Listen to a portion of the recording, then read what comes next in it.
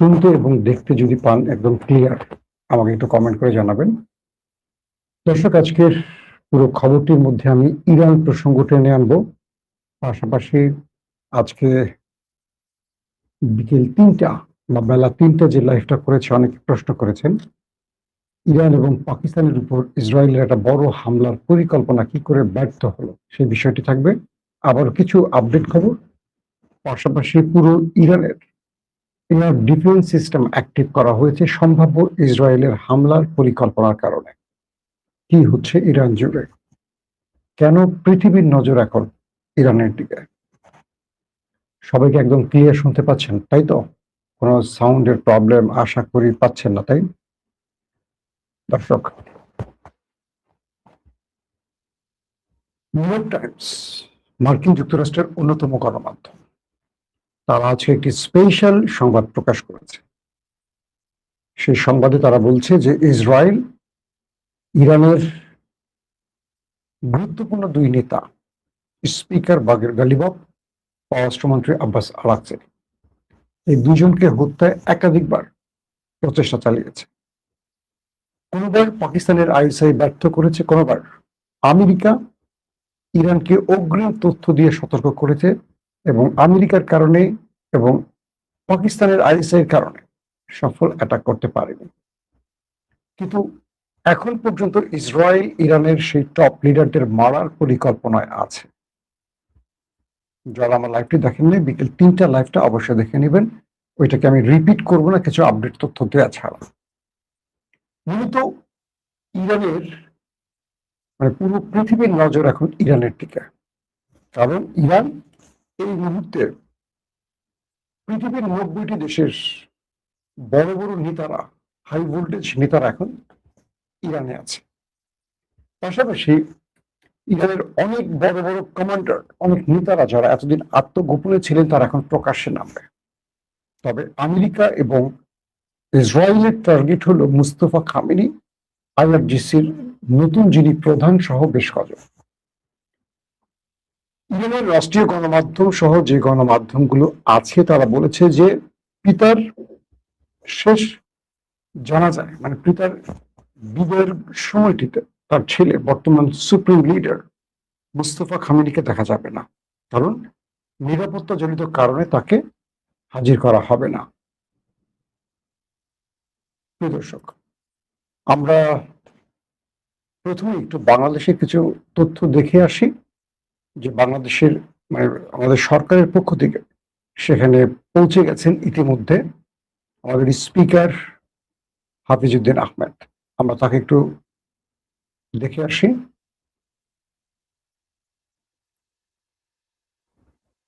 বাংলাদেশের সংসদের যিনি স্পিকার, তিনি শোক জানাতে ইরানের স্পিকার বাগের গালিবাফের সাথে বর্তমান সময় সবচেয়ে আলোচিত ব্যক্তি যে বাগের গালিবাফ, তাকে হত্যার জন্য ইসরায়েল হন্যে হয়ে পাগল হয়ে গেছে, সেই ব্যক্তির সাথে আমাদের বাংলাদেশের স্পিকার বর্তমান সময়ে সবচেয়ে আলোচিত একজন ব্যক্তি এবং পার্লামেন্টে তুমুল ঝড় তুলছেন, বা নিরপেক্ষতার যে প্রমাণ তিনি বারবার দিচ্ছেন, ক্রমান্বয়ে বাংলাদেশের সংসদ জনপ্রিয় হচ্ছে, যার কারণে সে হাফিজউদ্দিন আহমেদ, মুক্তিযোদ্ধা হাফিজউদ্দিন আহমেদ, তিনি ইরানের সেই আলোচিত স্পিকার বাগের গালিবাফের সাথে বৈঠক করছেন, এবং তিনি সেখানে শোক জানিয়েছেন বাংলাদেশের পক্ষ থেকে।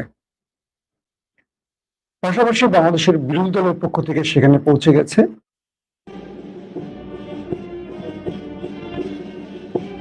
আমরা দেখতে পাচ্ছি একটি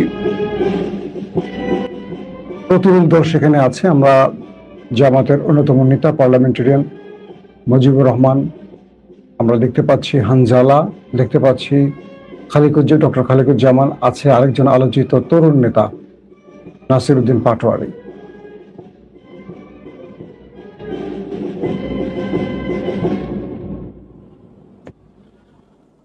بسم الله الرحمن الرحيم ولا تحسبن الذين قتلوا في سبيل الله أمواتا بل أحياء عند ربهم يرزقون فرحين بما آتاهم الله من فضله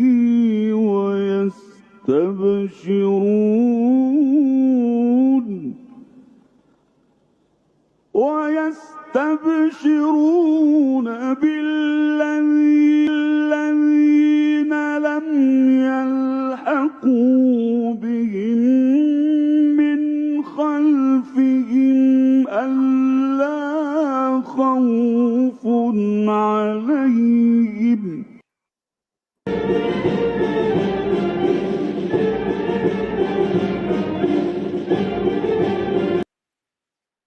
দর্শক, আমরা দেখলাম বাংলাদেশের বিরোধী দলের পক্ষ থেকে ইরানের শোক জানাতে গেছেন যারা তাদের সেই ভিডিওটি।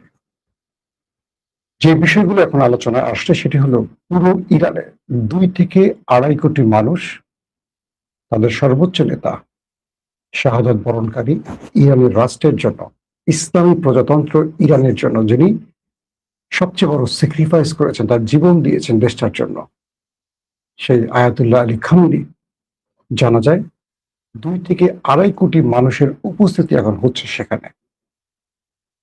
4 থেকে 9 তারিখ রাষ্ট্রীয় এই শোক বা তাকে বিদায় জানাবার সিরিজ যে প্রোগ্রামগুলো আমি আগের লাইভে বলেছি রয়েছে, সেখানে পৃথিবীর 90টি দেশ উপস্থিত হচ্ছে।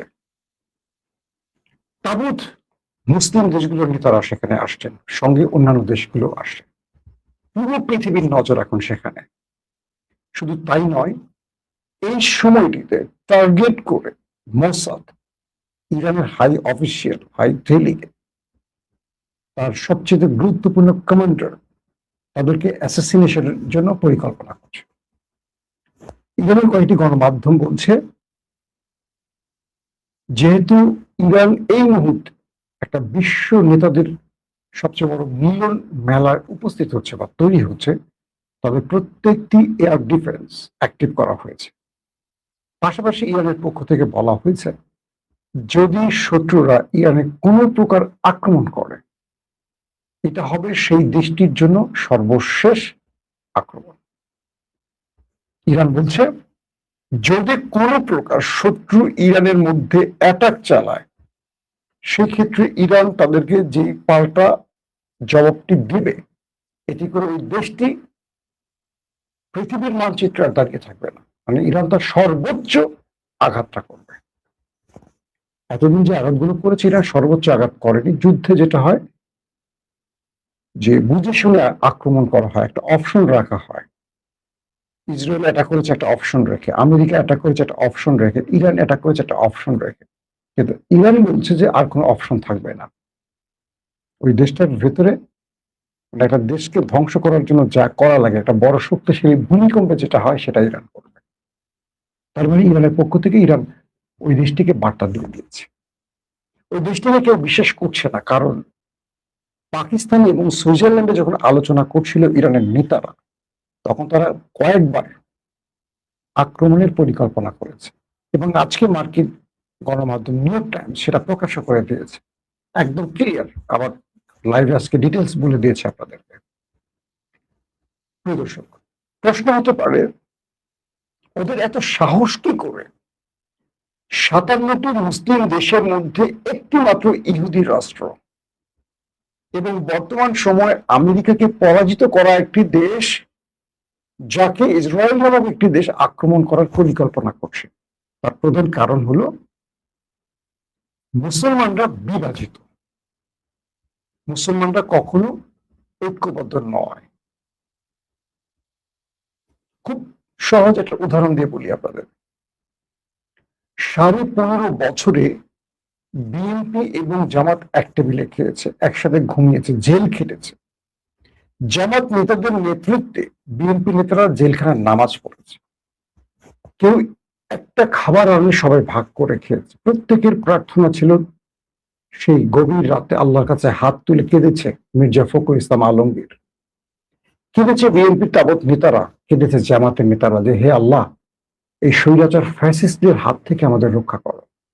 আমি বিএনপির অনেক বড় বড় নেতাদের সাথে বসে কথা বলেছি, তারা বলেছে যখন সাইদি সাহেব বেঁচে ছিলেন তার নেতৃত্বে তারা কেঁদেছেন, আল্লাহর কাছে প্রার্থনা করেছেন। ডক্টর শফিকুর রহমান, যিনি বর্তমান জামাতের আমির, তার নেতৃত্বে বিএনপি নেতারা নামাজ পড়েছেন, আল্লাহর কাছে কেঁদেছেন, দোয়া করেছেন হাসিনার হাত থেকে বাঁচার জন্য। এই ইতিহাসগুলোকে ভুলে যাচ্ছে মানুষ। আমাদের সবচেয়ে বড় সমস্যা হলো আমরা সঠিক ইতিহাস ভুলে মিথ্যা ইতিহাসগুলোকে চর্চা করি। বাংলাদেশের ছাত্র জনতা, কৃষক, মেহনতি শ্রমিক, সাধারণ মানুষ, দোকানদার, পথচারী, নারী, পুরুষ, শিশু হাজার হাজার সড়কে এসে জীবন দিয়ে হাসিনা থেকে দেশকে মুক্ত করেছে। আজকে আমরা দেখছি প্রকাশ্যে সেই দেশে শাওনের মতো নটিরা জুলাই সিআইডি লেখে, মানে চয়কার চু ডট ডট ডট দয়কার ডি। আজকে দেখছি বাংলাদেশের হাসিনা ফ্যাসিস্ট রেজিমের সাংবাদিকরা প্রকাশ্যে গলা উঁচু করে কথা বলছে। আমরা কিন্তু বলতে পারিনি হাসিনার আমলে, যখন বলছি আমাদের উপর একটার পর একটা ঝামেলা আসছে, দেশ ছাড়িয়ে দিয়েছে, আমাদেরকে দেশ থেকে বের করে দিয়েছে, চাকরি থেকে বের করে দিয়েছে, দেশে ঢুকতে দেয়নি, নানা রকম হয়রানি হয়েছে। আজও ইলিয়াস আসতে পারেনি, কনক সরোর আসতে পারেনি, পিনাকি ভট্টাচার্য আসতে পারেনি। সেই দেশে নতুন স্বাধীনতার পর হাসিনার ফ্যাসিস্ট গলাবাজ সাংবাদিকরা, সোমারা, মঞ্জুর আলম পান্নারা, আনিস আলমগীরা গলা উঁচু করে কথা বলছে, আর আমরা গলা নিচু করে ফেলতেছি, কারণ মিডিয়াটা আবার ওদের দখলে চলে গেছে। সবচেয়ে দুঃখজনক যে ব্যাপার সেটি হলো বিএনপি একটি গ্রুপ জুলাইকে অন করে না, একটি গ্রুপ অন করলেও গলা উঁচু করে বলতে পারে না। বিএনপি মনে করে জুলাই যদি একটা স্তম্ভ হয় বা জুলাই যদি একটা রূপ হয়, ৭১ হারিয়ে যাবে। ৭১ বাঁচাতে হলে জুলাইকে ডাউন করতে হবে। অথচ এই জুলাই দিয়ে বিএনপি ক্ষমতা বসছে। এই ৭১-এর চেতনাকে হাসিনা পচিয়ে গলিয়ে নষ্ট করে দিয়ে গেছে। সেই পচা গলা নষ্ট ইস্যুটিকে বিএনপি আঁকড়ে ধরছে। অথচ ৭১ আমাদের মহান স্বাধীনতা, এটাকে বিক্রি করেছে আওয়ামী লীগ। আজকে দেখবেন তারা আবার সেই ৭১ দিয়ে আওয়ামী লীগের পেতর তারা ফিরে আসার চেষ্টা করছে। তারা ২৪কে সিআইডি লেখে, অথচ সরকার নীরব। অল্প কিছু মুখ জেগে উঠছে আওয়ামী লীগের, তাদের সাহসে আস্তে আস্তে মুখের সংখ্যা বাড়ছে। আমরা দেখছি সোশ্যাল মিডিয়াতে প্রকাশ্যে কথা বলছে তারা। এর চেয়ে নির্লজ্জ জাতি এই পৃথিবীতে আসতে পারে না। যারা আওয়ামী লীগের দালালি করছেন আর ডক্টর ইউনূসকে মির্জাফর বা তাদেরকে গালি দিচ্ছেন, তারা কিন্তু বিএনপিকে জামাতকে গালি দিচ্ছেন। ইউনূসের এখানে যে ভূমিকাটি, ইউনূস আন্দোলন করেননি, সরকার পতন করেননি, তিনি একটা অন্তর্বর্তীকালীন সরকারে ছিলেন এবং বিএনপিকে ক্ষমতা বসিয়ে দিয়ে গেছেন ইউনূস, নিজের হাত ধরে ক্ষমতা বসিয়ে দিয়ে গেছেন, কারণ তার অ্যাডভাইজাররা বিএনপিকে বিজয়ের জন্য খেলছেন, সবাই জানে এটা। কিন্তু বিএনপি চুপ। যখন ইউনূসকে গালি দেওয়া হয়, বিএনপি ইউনূসকে অন করতে চায় না, ক্ষমতা নিয়েছে ইউনূসের কাছ থেকে, সুবিধা নিয়েছে। তো বিএনপিকে মনে রাখতে হবে, এই যে নতুন প্রজন্ম আছে তারা এগুলো মনে রাখছে, আমরা মনে রাখছি। আমরা বিএনপিকে ভালোবেসে বিএনপির এই কাজগুলো সমালোচনা করছি মানে কি, আমার মতো মানুষ সমালোচনা করছে মানে কি, অগণিত মানুষ এখন বিএনপির এই কাজগুলোকে পছন্দ করতে পারছে না, যারা গণভোটের মতো মানুষের যে অধিকার সেটাকে প্রতিষ্ঠা করছে না, গণভোটের গলা চিপে ধরেছে, যারা ভোটের আগে বলেছিল এক কথা, ভোটের পরে পুরো উল্টো রিভার্স জাতির সাথে প্রতারণা করেছে, তাদের সেই মাসুল নিতে হবে, আজকেও আর কালকে নিতে হবেই। আওয়ামী লীগ নিয়েছে না ১৫.৫ বছর পরেও নিতে হবেই। কখন নিবে সেটা সময় বলে দেবে। আমি কেন এই কথাগুলো আসছি ইরানের প্রসঙ্গ থেকে, একটা বিশ্বাসঘাতক জাতি কখনো দাঁড়াতে পারে না, একটা বিশ্বাসঘাতক জাতি কখনো তাদের অস্তিত্ব টিকিয়ে রাখতে পারে না। বর্গীরা বারবার হানা দেয়। ৫৪ বছর বাংলাদেশ কখনো পাকিস্তানের কখনো ভারতের দালালি করে গেছে, আর মাঝখান থেকে আমেরিকা ছড়িয়ে গড়িয়েছে। এই স্বাধীন বাংলাদেশকে স্বাধীন বলতে এখন আমাদের লজ্জা লাগে। সরকার আসে, সরকার চলে যায়, কিন্তু প্রতিটা সরকার কেউ না কেউ বসায় তাকে পুতুলের মতো নেপথ্য থেকে ফেলে তাকে নিয়ে। ইরান আমাদেরকে চোখে আঙুল দিয়ে দেখিয়ে দিয়েছে, আমেরিকাকে তোয়াক্কা করেনি, ইসরায়েলকে পাত্তা দেয়নি। এক আমেরিকার মতো বিশ্বের শক্তিকে চ্যালেঞ্জ জানিয়ে 100 দিনের অধিক সময় লড়াই চালিয়ে ইরান তার বিজয় ছিনিয়ে এনে প্রমাণ করেছে শক্তিশালী আর পরহলি বিজয় আসে না, বিজয়ের জন্য সবচেয়ে বড় পরিকল্পনাকারী মহান আল্লাহর সাহায্যের প্রয়োজন আছে। আল্লাহ রাসূল বলেছেন, বিজয় আল্লাহ দেন, মানুষ বিজয় ছিনিয়ে আনতে পারে না।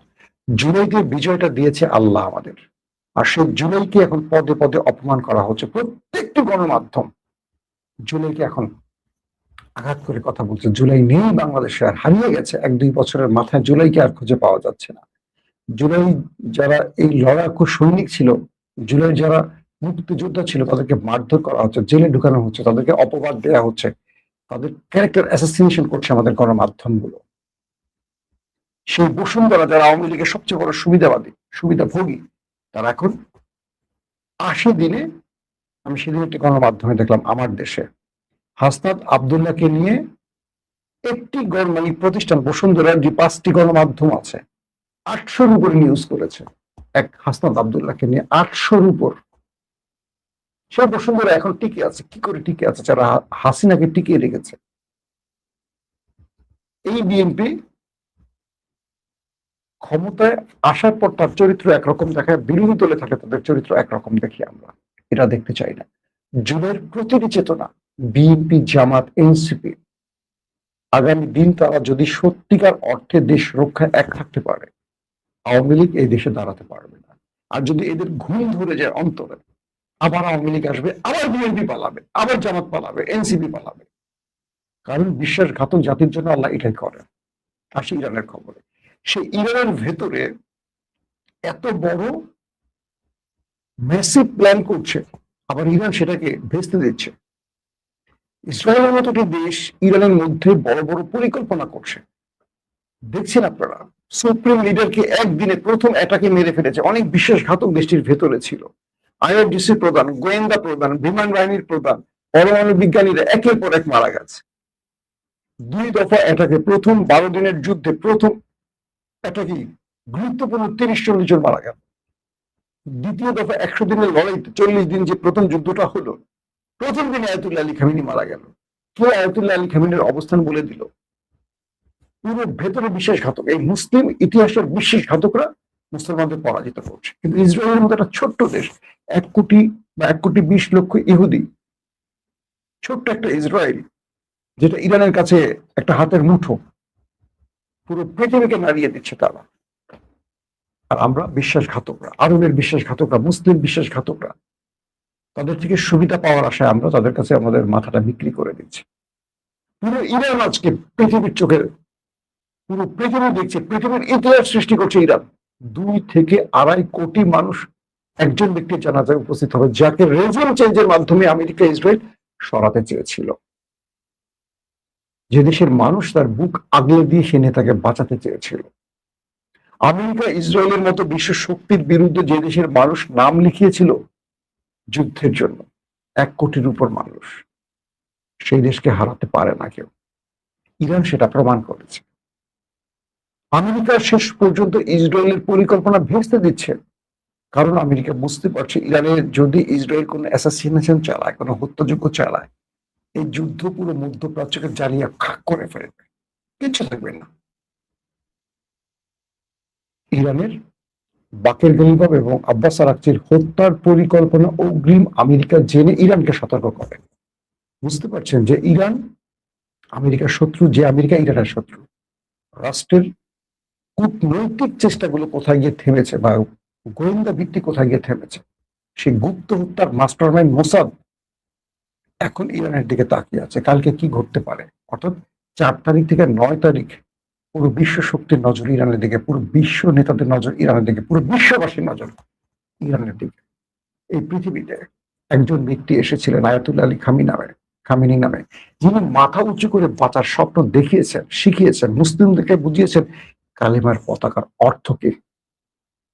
তাকে দেখে যদি এরদোয়ানরা, মোহাম্মদ বিন সালমানরা, তারেক রহমানরা, আনোয়ার ইব্রাহিমরা, আব্দুল ফাত্তাহ আল সিসিরা, তাকে দেখে যদি Sheikh Tamim bin Hamad Al থাইরা, তাকে দেখে যদি দ্বিতীয় আব্দুল্লাহরা কিচ্ছু না শেখে, আর কিচ্ছু বলার থাকবে না। আমি বিশ্বাস করি এই সময়টি, এই যে মুসলিম বিশ্ব নেতারা, 90টি দেশের নেতারা এবং 57টি মুসলিম দেশের প্রতিনিধিরা একটি দেশে একসাথে উপস্থিত হচ্ছে, এখান থেকে পৃথিবীকে একটি বার্তা দেওয়ার সুযোগ এসছে যে মুসলমানরা এক হচ্ছে।